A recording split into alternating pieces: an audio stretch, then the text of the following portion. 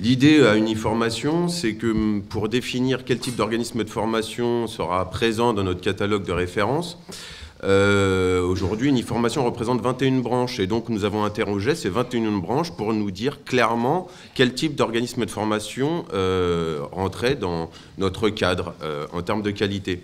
Donc en fait, on a recensé les particularités de chaque secteur professionnel et on a apprécié la sensibilité vis-à-vis de chacun des indicateurs du référentiel partagé, donc les 21 indicateurs. Ce référentiel a pour base l'absence d'indicateurs supplémentaires. On est bien sur une base de 21 indicateurs, une exigence plutôt modérée visant à ne pas exclure un trop grand nombre d'organismes de formation, une volonté de progression au fil des exercices et la mise en avant de critères majeurs et d'indicateurs obligatoires. Je vous explique. En fait, vous allez finaliser votre déclaration et il va y avoir un financeur qui va examiner votre dossier. Vous avez répondu donc aux 21 indicateurs et l'idée, c'est que nous, on part de cet examen pour vous intégrer dans notre catalogue ou pas. En gros, Datadoc envoie quotidiennement des informations à chaque financeur.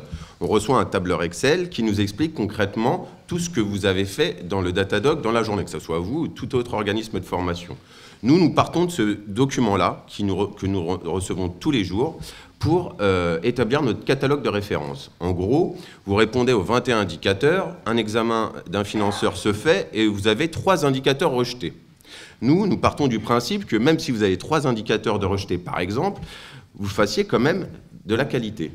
En gros, vous avez 21 indicateurs au vert, donc vous êtes référençable, vous êtes parfait, il n'y a aucune raison qu'on ne vous intègre pas dans notre catalogue de référence. Néanmoins, il est fort probable que, et on a pu le voir quand nous examinons des organismes de formation, qu'à l'examen initial, un très grand nombre d'OF sont rejetés parce qu'ils ont quelques indicateurs auxquels ils n'ont pas su répondre.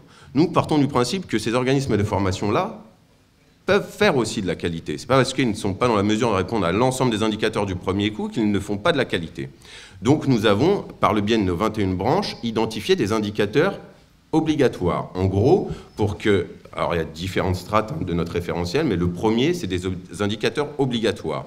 Pour pouvoir intégrer notre catalogue de référence, il faut au moins que l'organisme de formation soit en mesure de valider les indicateurs suivants, ils sont au nombre de 4. La capacité de l'OF à produire un programme détaillé pour l'ensemble de son offre, qui est l'indicateur 1.1. L'indicateur suivant, qui est la capacité de l'OF à décrire les moyens et supports mis à disposition des stagiaires, qui est l'indicateur 3.1. La capacité de l'OF à produire et mettre à jour une base des expériences et qualifications des formateurs, qui est l'indicateur 4.1. Et enfin, la capacité de l'OF à décrire les modalités de recueil de l'impact des actions auprès des prescripteurs de l'action, qui est le 6.2. Donc déjà, si vous êtes en mesure de répondre favorablement à ces indicateurs, vous avez déjà fait une partie du travail pour intégrer le tag catalogue d'Uniformation. La strate suivante, ce sont des critères majeurs. En gros, nous, ce qu'on appelle majeur, la définition derrière, c'est vous êtes en mesure de répondre à plus de la moitié des indicateurs de ce critère. Donc il y en a 3. Le critère 1, qui est l'identification précise des objectifs de la formation et de son adaptation public formé. Il faut savoir que ce critère est divisé en 4 indicateurs et que la strate juste avant vous obligez déjà à répondre à l'indicateur 1.1. Donc il vous en reste encore 2 pour pouvoir intégrer et bien répondre à cet indicateur. Il n'y a que 3 indicateurs ? Il y en a 4 en jaune. Oui. Merci, Victor. Le critère numéro 4, qui est la qualification professionnelle et la formation continue du personnel en charge des formations. Et enfin, le critère 6, qui est la prise en compte des appréciations rendues par les stagiaires. Donc, en gros, si vous êtes en mesure de répondre aux 4 indicateurs indispensables et que vous répondez majoritairement aux indicateurs des critères majeurs, vous allez rentrer dans notre catalogue de référence. Il n'a pas de commission. Nous, ça se passe entre... Tout est informatique, en fait. On reçoit un tableur Excel, on a un logiciel de scoring qui regarde là où vous avez des boutons verts et là où vous avez des boutons rouges et on vous intègre dans notre catalogue. Il n'y a aucune temporalité quand vous intégrez notre catalogue de référence. En gros, si vous intégrez notre catalogue, aujourd'hui le seul moyen d'en sortir, c'est si nous faisions évoluer notre référentiel. C'est-à-dire, par exemple, qu'on rajoute un indicateur supplémentaire ou un critère majeur. Néanmoins, aujourd'hui, notre catalogue de référence, il existe, il est en ligne. Vous n'avez qu'à aller sur notre site internet, uniformation.fr. Dans les différentes rubriques présentes sur ce site, vous avez dans chaque rubrique une sous-rubrique qualité de l'offre de formation. En y cliquant, vous allez tomber sur un moteur de recherche qui vous permettra de vérifier si vous êtes référencé ou non par Uniformation. Il faut savoir que, allez, j'ai envie de dire, au moment où vous recevez un mail comme quoi vous êtes référençable ou que vous avez des indicateurs rejetés, allez, on va dire 48 heures après, vous pouvez aller vérifier dans notre catalogue si vous êtes référencé ou pas. Notre idée, c'est qu'un organisme de formation qui se créerait à partir de juillet et qui serait en début de démarche qualité pour son organisme de formation pourrait très bien intégrer notre catalogue de référence. C'est notre volonté de ne pas exclure un trop grand nombre d'organismes de formation. On a un référentiel aménagé, par ailleurs, pour deux types de structures qui, pour la première, seraient des OF qui auraient une habilitation par le ministère de la Jeunesse et des Sports pour les formations BEBP, à qui nous proposons une procédure simplifiée. Néanmoins, ça ne les empêche pas d'aller sur le Datadoc et de répondre aux 21 indicateurs pour les autres financeurs, et également pour les organismes d'évaluation et de formation au certificat CLEA. Si vous avez des questions, n'hésitez pas à écrire à ce mail qualitéof@uniformation.fr. Je vous remercie. Merci Bruno. Pour Opcalia, la politique a été de dire que si l'organisme de formation est référençable, à partir du moment où nous avons une demande de prise en charge d'un de nos adhérents, donc un des 70 000 adhérents, il arrive automatiquement sur notre catalogue de référence. Donc en fait, nous ne mettons pas en place de critères complémentaires ou autres entre le statut référençable et le catalogue de référence. Pour nous, le fait que vous respectiez et que vous ayez été dit référençable par un des acteurs du JE du Datadoc, pour nous est un gage de fait que vous respectez le décret qualité. Donc, par défaut, vous arrivez sur notre catalogue de référence. La seule chose que je précise tout le temps, c'est que dans le décret, il est indiqué que le financeur, donc Opcalia, va devoir... le catalogue de référence ne représentera dans un premier temps que les organismes de formation que nous finançons. Donc de fait, il se peut que vous ne soyez pas sur le catalogue de référence d'Opcalia au 2 juin, au 10 juin, au 15 juin, parce qu'à ce jour, on n'aura pas financé une de vos actions de formation. Mais à partir du moment où vous respecterez le décret qualité, parce que vous êtes référençable sur le Datadoc, avec un adhérent à Opcalia, nous allons dire la même chose. Si les OF avec qui ils veulent travailler sont référençables sur le Datadoc, par défaut, nous allons financer leurs actions de formation. Voilà. Et donc, il sera inclus après. Voilà. Mais le décret est clair, il faut que ce sont uniquement les organismes de formation que nous finançons. Pourquoi ce choix? Parce qu'en 2016, on a financé 17 000 organismes de formation au niveau national, donc Hexagone et DOM.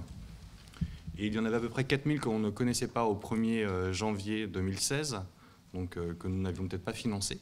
Donc voilà, donc l'idée c'est vraiment de laisser le marché libre et de laisser le choix à nos adhérents de travailler avec qui ils souhaitent. Ce qui veut dire que pour nous, par contre, il faudra bien évidemment que vous respectiez le décret qualité. Donc c'est pour ça que l'enjeu pour vous, c'est vraiment au 30 juin et avant le 30 juin, d'avoir été déposé l'ensemble de vos indicateurs, d'avoir répondu à l'ensemble des indicateurs sur le Datadoc, parce que même si à cette date-là, vous n'avez pas, on n'a pas validé votre dossier, le 2 juillet, le 3 juillet, si nous recevons une demande de prise en charge, nous aurons la capacité ou la possibilité d'aller sur le Datadoc pour aller vérifier que vous respectez bien. Et puis, on le sait, c'est à peu près 3 échanges. C'est-à-dire que le maximum qui s'est fait, c'est que quand vous avez déposé des pièces dans le Datadoc, les 21, que par hasard ou malheureusement, je ne sais pas, il y a 1, 2, 3 indicateurs sur lesquels vous ne respectez pas.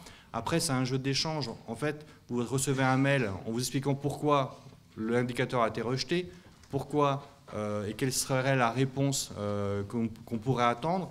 Et donc, de fait, le maximum, c'est 3 échanges. C'est pour ça qu'il est très important qu'au 30 juin, vous ayez rempli les 21 indicateurs du Datadoc, même si vous n'êtes pas encore référençable. Pour Opcalia, pour répondre à la question qui m'était posée initialement, parce que je fais beaucoup de discrétion, si vous êtes référençable, vous arrivez automatiquement sur le catalogue de référence d'Opcalia, sauf si on a un contentieux avec vous, c'est-à-dire que s'il y a un procès avec quelqu'un, a priori, on a mis des clauses. Mais comme c'est 1% ou 1 pour 1000 des organismes de formation, ce n'est pas votre cas.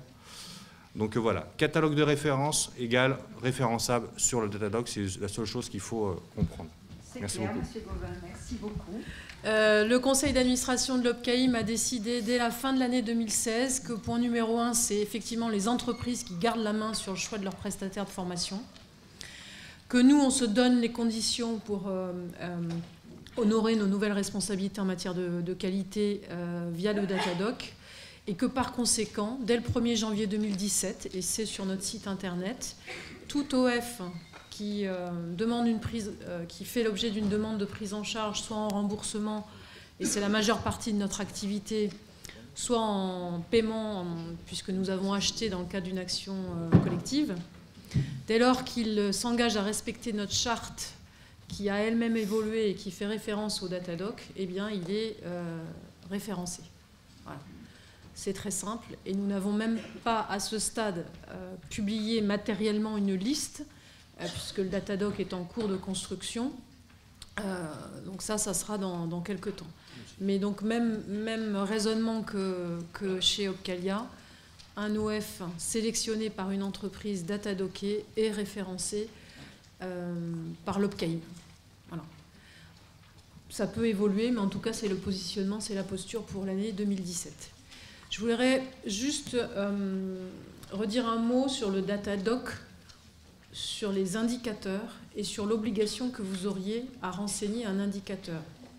Vous devez renseigner un indicateur. C'est ce qui va vous donner, à l'issue de la procédure, le statut de référençable. En revanche, vous avez le droit d'expliquer en quoi vous n'êtes pas organisé, par exemple, pour faire de la FOAD. On a eu beaucoup cette question au début d'organismes de formation qui n'étaient pas du tout positionnés sur cette modalité pédagogique. Ah non, mais moi, je ne fais pas de FOAD, donc ça veut dire que je ne vais pas être datadocké, et là, panique à bord. Non, puisque la FOAD, en l'espèce, dans mon exemple, n'est pas une obligation. On vous demande si vous avez opté pour cette modalité pédagogique ou pas. Donc, au niveau du Datadoc, il n'y a pas une exigence particulière derrière l'outil pour être datadocké. Cette exigence, et on l'a vu à travers 2 témoignages notamment, peut arriver en second temps sur la partie référencement, où là, certains financeurs pourraient effectivement préciser certains critères, les rendre obligatoires pour leur référencement. Mais au niveau du Datadoc, vous n'avez pas une pression quelconque sur une réponse. Il n'y a pas une réponse parfaite. Il n'y a pas une réponse parfaite. Voilà. Expliquez qui vous êtes. Voilà ce que je voulais préciser.